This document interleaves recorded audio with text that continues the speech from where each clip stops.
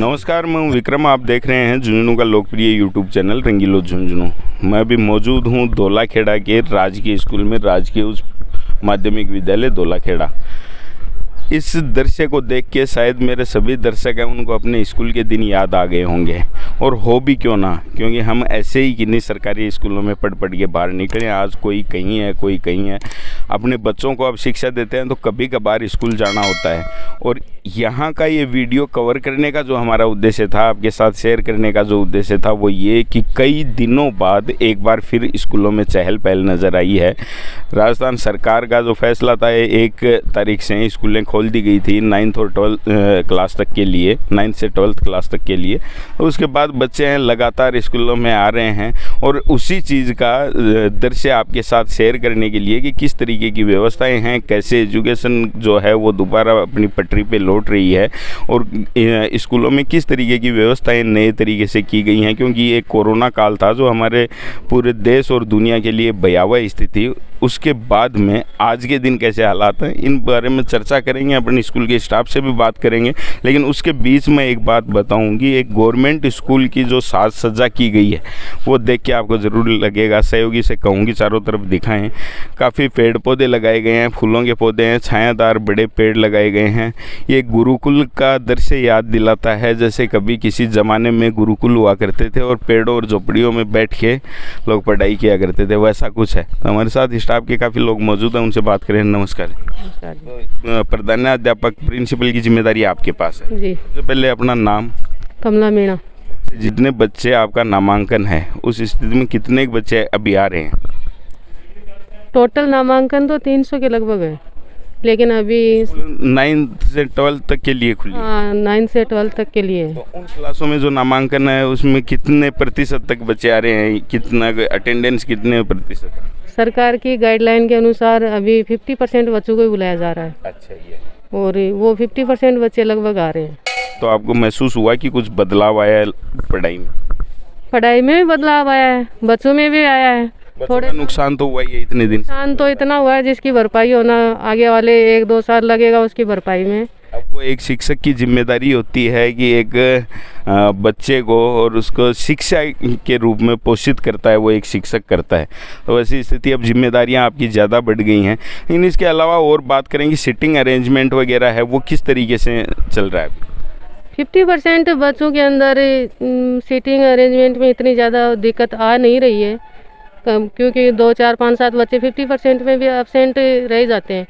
जो आ रहे हैं बढ़िया तरीके से व्यवस्थित क्लासें लग रही हैं। देखा जाए, सहयोगी से कहूँ दिखाएं कि स्कूल का जो परिसर है वो काफ़ी बड़ा है, कई क्लासरूम बने हुए हैं, और उसमें छोटी क्लासों को आप अभी नहीं, राजस्थान सरकार के निर्देश अनुसार आप नहीं बुला रहे। तो हो सकता है कि अलग अलग क्लासों में बिठा के भी अरेंजमेंट हो सकता है। सोशल डिस्टेंस है उसकी तो पालना आराम से हो सकती है। हाँ जी, हो सकती है, लेकिन अभी इसकी ज़रूरत ही नहीं पड़ी, क्योंकि कुछ बच्चे हैं जो अभी आ भी नहीं रहे हैं। वो रीज़न क्या है, पेरेंट्स का भी थोड़ा सा इश्यू है कि अभी भेज नहीं रहे हैं कुछ बच्चों को। तीसरी लहर का खतरा उन पे अभी भी मंडरा रहा है, मन से वो डर निकला नहीं है जी। और कुछ बच्चों की आदतें भी काफ़ी लंबे, एक्चुअल में देखा जाए तो 2 साल का पीरियड हो गया, बीच में थोड़े वक्त के लिए क्लासें लगी थी, तो उनको भी रूटीन में आने में थोड़ा वक्त लगेगा, लेकिन धीरे धीरे। एक आप शिक्षक हो, ये सवाल आपसे भी होगा, लेकिन मेरा ओपिनियन जो मैं बताऊं कि मेरे हिसाब से ज़्यादा नुकसान जो छोटे बच्चे हैं या जो पहली बार स्कूल जाने वाले बच्चे थे उनको हुआ है। 4 साल, 3 साल और 5 साल के लगभग के बच्चों को स्कूल भेज दिया जाता है, लेकिन जो इस टाइम में 4 साल की उम्र जिन्होंने कर ली थी, स्कूल जाने वाला था, उनके 2 साल ख़राब हो गए। आज 6 साल की उसकी उम्र हो गई। तो सबसे ज़्यादा तो उनको नुकसान हुआ है, या फिर बड़े बच्चों में भी असर? नुकसान तो देखा जाए तो सभी बच्चों का, पूरों का ही है। ये छोटे वालों का और बड़े वालों का सबका ही है, लेकिन छोटे वाले बच्चे हैं उनकी स्टार्टिंग स्टेज थी, नींव डालने जैसा ये काम था, जो फिलहाल एक तरह से रुक गया इस कोरोना की वजह से। कोशिश तो है, देखो सरकार से भी हम तो यही इसके माध्यम से स्टाफ के थ्रू मानिए कैसे मानिए ये निवेदन करेंगे कि जब बड़ी कक्षाओं की अनुमति मिली है तो ये हमारा निवेदन ही है कि सभी कक्षाओं की अनुमति मिले, ताकि छोटे वाले बच्चों की तरफ भी ध्यान दिया जाए। ये आपने अच्छी बात कही है और ऐसा होना भी चाहिए, क्योंकि जब शिक्षक अपनी पूरी जिम्मेदारी से उन चीज़ों के ऊपर काम कर रहे हैं और वो पूरी पालना में हैं, तो उसके बाद अगर छोटे बच्चों को भी स्कूल आने की अनुमति दे दी जाए तो उनका भविष्य अंधकार में नहीं जाएगा। इसके अलावा एक अलग हटके भी बात करते हैं कि जो परिसर में जितने पेड़ पौधे दिखाई दे रहे हैं, जो वातावरण दिख रहा है, इसके पीछे की क्या कहानी है अगर बताने के बाद? देखिए, इस विद्यालय में हरियाली तो मैं जब आई थी तब भी थी। कोशिश मेरी उस हरियाली को और बढ़ाने की है, क्योंकि प्रकृति के प्रति झुकाव यहाँ के स्टाफ का पहले भी था और अब भी है। अभी इस बार भी हमने लगभग 200 के आसपास पेड़ पौधे लगाए हैं, जिनमें फूलों वाले ये ज़्यादा हैं। स्कूल में ये है कि जैसे कैंपस सेफ है, यहाँ पर कोई भी पौधा लगाया जाए तो वो सुरक्षित है और सारे मिल कर के उसकी केयर करते हैं। तो आप अगली बार आओगे तो और भी ज़्यादा ग्रीनरी आपको। हमेशा होता क्या है कि जब बच्चे आए तो उनको स्कूल का माहौल उस तरह, आज अगर प्राइवेट स्कूलों की अगर बात करें तो वो स्कूल प्ले स्कूल, जैसे छोटे बच्चों के लिए प्ले स्कूल होती है, उनके लिए ज़्यादा खिलौनों पर ध्यान दिया जाता है पढ़ाई की बजाय। उसका मतलब मकसद सिर्फ एक ही होता है कि बच्चों को स्कूल तक लाना, और वैसा प्रयास एक गवर्नमेंट स्कूल में देखने को मिल रहा है। ये अच्छी बात है। हमारे साथ स्टाफ के काफ़ी लोग मौजूद हैं और इसके साथ ही अपन कोशिश ये भी करेंगे कि क्लासों को भी देखें। नमस्कार। नमस्ते सर। आप क्या पढ़ाते हैं? मैं संस्कृत पढ़ाता हूँ sir, Atmaram Shastri senior teacher. Sanskrit के तो वैसे है ना, ज्ञानी पंडित अपन कह सकते हैं। विद्वान आदमी संस्कृत जो पढ़ाता है वो विद्वान आदमी उसी को कहा जा सकता है, बाकी चीज़ें अलग हैं। एक बात करूं कि पढ़ाई के अलावा भी बच्चों को ऐसी कौन सी चीज़ें हैं जो आप बताना पसंद करो कि उनका भविष्य सुधर सके? क्योंकि आज के दौर में अगर देखा जाए तो सिर्फ परसेंटेज पे कोई मतलब नहीं रह जाता। अभी हमने रिजल्ट देखा है, उसमें इतने बच्चे हैं जिन्होंने 90% से ऊपर तक का वो लिया है, रिजल्ट था उनका, और ऐसे काफ़ी बच्चे थे जिनको आता भी कुछ नहीं, उनके भी 90% रिजल्ट उनका था।